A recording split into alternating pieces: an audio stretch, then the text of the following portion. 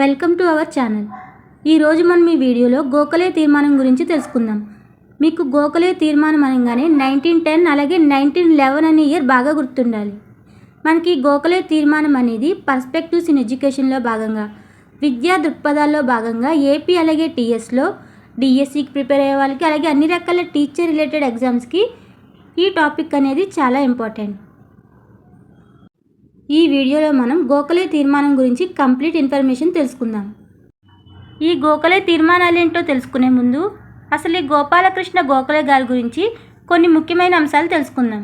అంటే ఈయన గురించి కొన్ని విషయాలు అనేవి మనం తెలుసుకుందాం. ఈ గోపాలకృష్ణ గోఖలే మన భారతదేశ స్వాతంత్ర సమరయోధుల్లో ఒకరు.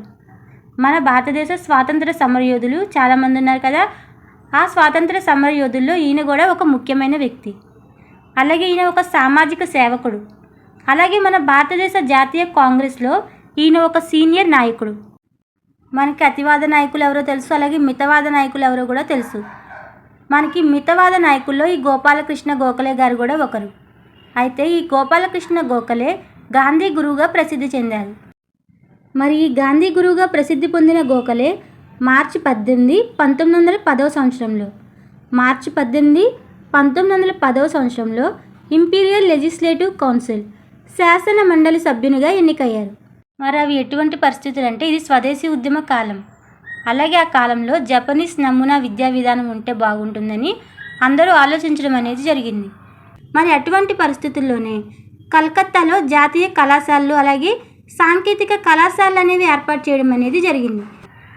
అలాగే అదే సమయంలో భారతీయ భాషల మాధ్యమాలుగా గురుకులాలను ఏర్పాటు చేయడం అనేది జరిగింది.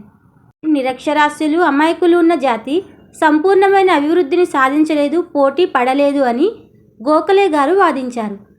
గోపాలకృష్ణ గోఖలే గారు నిరక్షరాస్యులు అమాయకులు ఉన్న జాతి సంపూర్ణమైన అభివృద్ధిని సాధించలేదని, పోటీ పడలేదని వాదించారు. కాబట్టి గోపాలకృష్ణ గోఖలే గారు స్వాతంత్రం ముందు నుంచి కూడా విద్య నిర్బంధంగా ఉండాలని, అంటే ఎటువంటి ఫీజు లేకుండా ఉచితంగా అందించాలని పోరాడారు. ఈ గోపాలకృష్ణ గోఖలే గారు దీనికోసమే ఒక తీర్మానాన్ని కౌన్సిల్లో ప్రవేశపెట్టడం అనేది జరిగింది. దేనికోసమంటే ఉచిత నిర్బంధ విద్య. ఈ గోపాలకృష్ణ గోఖలే గారు బ్రిటిష్ వారికి ఉచిత నిర్బంధ విద్య కోసం 2 బిల్లులు ప్రవేశపెట్టడం అనేది జరిగింది.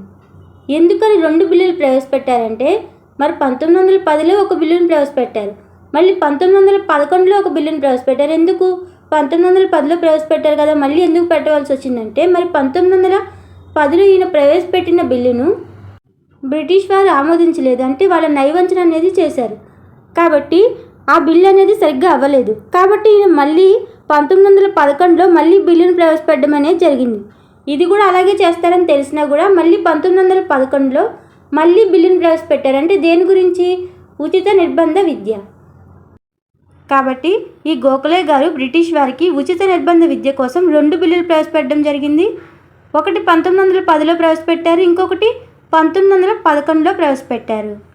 మరి 1910లో మొదటి బిల్లు ప్రవేశపెట్టారు కదా, ఈ మొదటి బిల్లు అంశాలు ఏంటో తెలుసుకోవాలి. అలాగే 1911లో రెండో బిల్లు ప్రవేశపెట్టారు కాబట్టి ఆ రెండో బిల్లులో ఏ అంశాలు ఉన్నాయనేది కూడా మనం తెలుసుకోవాలి.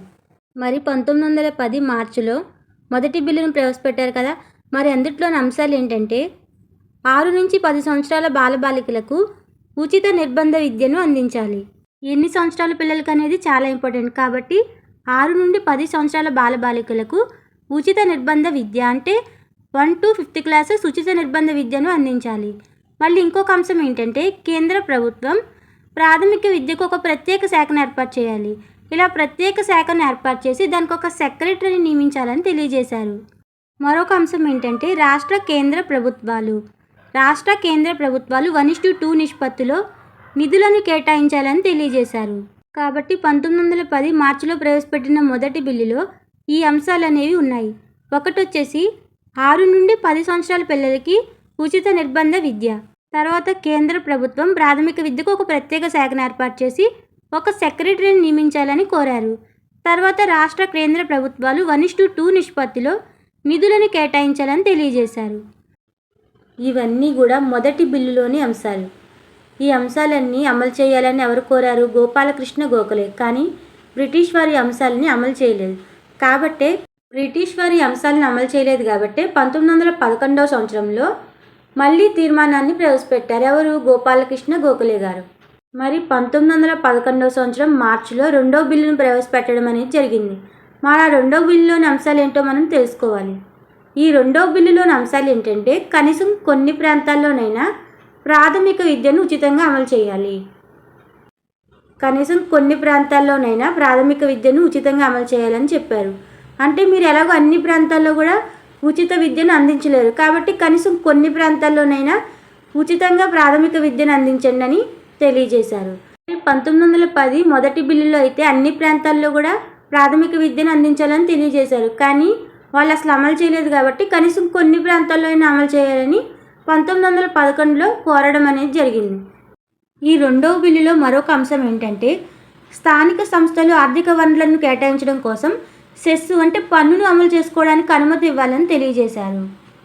అంటే స్థానిక సంస్థలకు ఆర్థిక వనరులను కేటాయించుకోవడం కోసం పన్నును అమలు చేసుకోవడానికి అనుమతి ఇవ్వాలని తెలియజేశారు. అలాగే 6 నుంచి 10 సంవత్సరాల పిల్లల్ని బడికి పంపని తల్లిదండ్రులను శిక్షించాలి. మనకి ఇది ఇంపార్టెంట్. 6 నుంచి 10 సంవత్సరాల పిల్లల్ని బడికి పంపని తల్లిదండ్రులను శిక్షించాలని 1910లో ప్రవేశపెట్టిన బిల్లు తెలియజేస్తుందా, లేదంటే 1911లో ప్రవేశపెట్టిన బిల్లు తెలియజేస్తుందా? 1911. కాబట్టి మనల్ని ప్రశ్న ఈ విధంగా కూడా అడగచ్చు. కాబట్టి ఇందుట్లోని అంశాలనేవి ఇవి.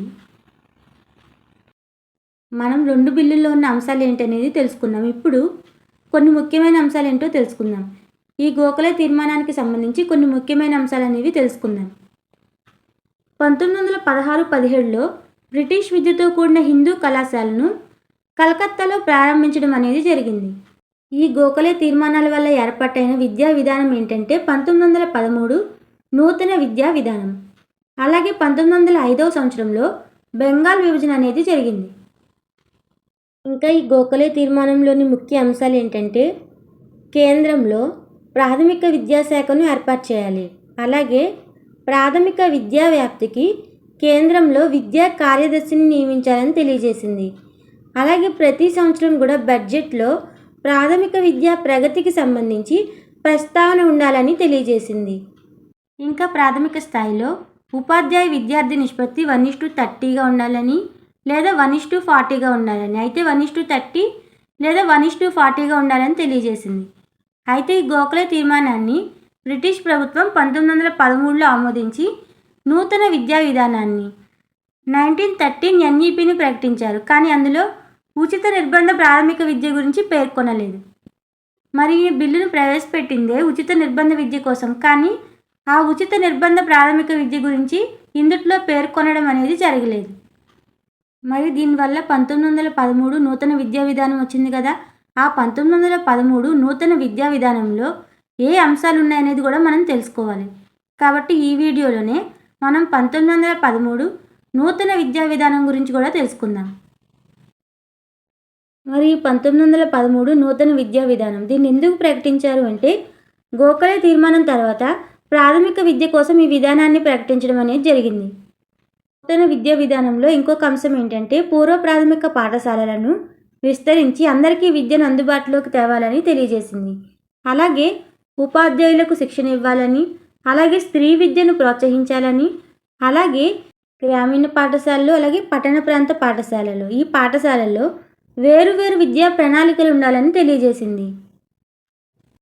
అంటే గ్రామీణ పాఠశాలలో ఒక రకమైన విద్యా ప్రణాళిక ఉండాలి, పట్టణ ప్రాంతంలో ఇంకొక రకమైన విద్యా ప్రణాళిక ఉండాలని, వేరువేరుగా ఉండాలని, అంటే ఆ పరిస్థితులకు అనుగుణంగా ఉండాలని తెలియజేసింది. ఇంకా స్థానిక భాషలో నిష్ణాతులైన శిక్షణ పొందిన వారినే ఉపాధ్యాయులుగా నియమించాలని, ఉపాధ్యాయ విద్యార్థి నిష్పత్తి అయితే 1:30గా ఉండాలి, లేదంటే 1:40గా ఉండాలని తెలియజేసింది. అయితే 1:30 లేదంటే 1:40గా ఉండాలని తెలియజేసింది. అలాగే ఉన్నత ప్రాథమిక పాఠశాలలను అవసరమున్న ప్రదేశాల్లో స్థాపించాలని, అలాగే స్థానిక విద్యా బోర్డును ఏర్పాటు చేసి పాఠశాలలను మక్తాబులను దాని పరిధిలోకి తేవాలని తెలియజేసింది. ఈ 1913 నూతన విద్యా విధానాన్ని గోఖలే తీర్మానం తర్వాత ప్రాథమిక విద్య కోసం ప్రకటించడం అనేది జరిగింది. ఈ 1913 నూతన విద్యా విధానంలో గోఖలే తీర్మానంలో ఉన్న అంశాలన్నీ ఉన్నాయంటే లేవు. మరి గోఖలే తీర్మానంలో ఉచిత నిర్బంధ విద్య ఉండాలని తెలియజేశారు. అంటే ప్రాథమిక విద్య ఉచితంగా అందించాలి, ఉచిత నిర్బంధ విద్య అందించాలని తెలియజేశారు. కానీ ఆ ప్రస్తావనే ఈ 1913 నూతన విద్యా విధానంలో లేదు. కాబట్టి ఏదో గోఖలే తీర్మానంలో ఉన్న కొన్ని అంశాలను మాత్రమే ఇందులో చెప్పారు. మరి ఆ కొన్ని అంశాల్లో ఒక ఉదాహరణ చెప్పాలంటే స్థానిక భాషలో నిష్ణాతులైన శిక్షణ పొందిన ఉపాధ్యాయులను నియమించాలని, ఉపాధ్యాయ విద్యార్థి నిష్పత్తి 1:30 లేదా 1:40గా ఉండాలని తెలియజేసింది. ఇవన్నీ కూడా 1913 నూతన విద్యా విధానంలో ఉన్న అంశాలు.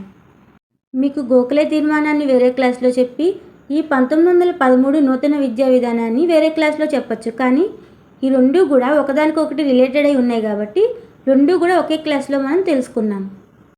ఈ గోఖలే తీర్మానం ప్రభావం వల్ల 1913 నూతన విద్యా విధానం ఏర్పడిందని మనం తెలుసుకున్నాం. అలాగే ఈ గోఖలే ప్రభావం వల్లే అంటే ఈ గోఖలే తీర్మానం ప్రభావం వల్లే 1918 విఠల్భాయ్ చట్టం అనేది కూడా ఏర్పడింది.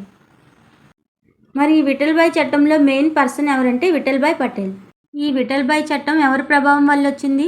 గోఖలే తీర్మానం ప్రభావం వల్ల వచ్చింది. మరి ఈ విఠల్భాయ్ పటేల్ చట్టంలో మెయిన్ పర్సన్ ఎవరు అంటే ముఖ్య వ్యక్తి ఎవరంటే విఠల్భాయ్ పటేల్. మరి ఈయన ముంబై రాష్ట్ర శాసనసభలో ఉచిత నిర్బంధ ప్రాథమిక విద్యను పొందుపరచడం అనేది జరిగింది. మరి ఇందులో భాగంగానే ఈ చట్టంలో భాగంగానే పంజాబ్లో గ్రామీణ అలాగే పట్టణ ప్రాంతాల్లో గ్రామీణ ప్రాంతం అలాగే పట్టణ ప్రాంతంలో కేవలం బాలురకు మాత్రమే అంటే బాలికలు లేరు, బాలురకు మాత్రమే ఉచిత నిర్బంధ ప్రాథమిక విద్య అనేది అందింది. మరి బెంగాల్లో అయితే ఓన్లీ పట్టణ ప్రాంతంలో బాలబాలికలందరికీ అంటే బాలురకు అలాగే బాలలకు ఇద్దరికీ కూడా బాలబాలికలు ఇద్దరికీ కూడా ప్రాథమిక విద్య అందడం అనేది జరిగింది. అయితే మద్రాసులో అయితే గ్రామీణ పట్టణ రెండు ప్రాంతాల్లో కూడా బాలబాలికలందరికీ ఉచిత నిర్బంధ ప్రాథమిక విద్య అందడం అనేది జరిగింది. ఇవన్నీ కూడా విఠల్భాయ్ పటేల్ చట్టంలోని అంశాలు. అయితే ఈ విఠల్భాయ్ పటేల్ చట్టం కూడా ఎవరి ప్రభావం వల్ల వచ్చింది?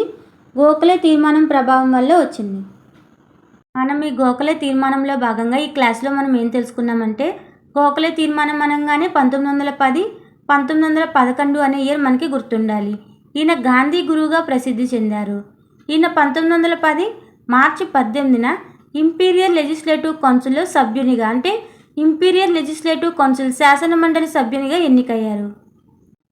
ఈయన ఉచిత నిర్బంధ విద్య ఉండాలని అంటే స్వాతంత్రం ముందే విద్య అనేది ఉచితంగా ఇవ్వాలి, ఉచిత నిర్బంధ విద్య అందించాలని పోరాడిన వ్యక్తే ఈ గోఖలే గారు. ఈయన 2 బిల్లులు ప్రవేశపెట్టారు. ఉచిత నిర్బంధ ప్రాథమిక విద్య కోసం 2 బిల్లులు ప్రవేశపెట్టడం అనేది జరిగింది. ఒకటి 1910లో, ఇంకొకటి వచ్చేసి 1911లో. మనం 1910 మార్చిలో ప్రవేశపెట్టిన మొదటి బిల్లులో అంశాలు ఏంటో తెలుసుకున్నాం. అలాగే 1911 మార్చిలో రెండో బిల్లు అంశాలేంటో కూడా మనం తెలుసుకున్నాం. అదేవిధంగా ఈ గోఖలే తీర్మానాల ప్రభావం వల్ల ఏర్పడిన 1913 నూతన విద్యా విధానంలోని అంశాలన్నీ తెలుసుకున్నాం. ఇంకా చివరిగా ఈ గోఖలే తీర్మానాల వల్ల ఏర్పడిన మరొక చట్టం 1918 విఠల్భాయ్ పటేల్ చట్టం గురించి కూడా తెలుసుకున్నాం. కాబట్టి ఈ వీడియోలో మనం గోఖలే తీర్మానం అలాగే దీని ద్వారా ఏర్పడిన ఇంకా 2 చట్టాల గురించి కూడా మనం తెలుసుకున్నాం. కాబట్టి ఈ వీడియో కనుక మీకు నచ్చినట్లయితే ఈ వీడియోని ఒక లైక్ చేయండి, షేర్ చేయండి, అలాగే ఈ ఛానల్ని సబ్స్క్రైబ్ చేసుకోండి. Thanks for watching this video.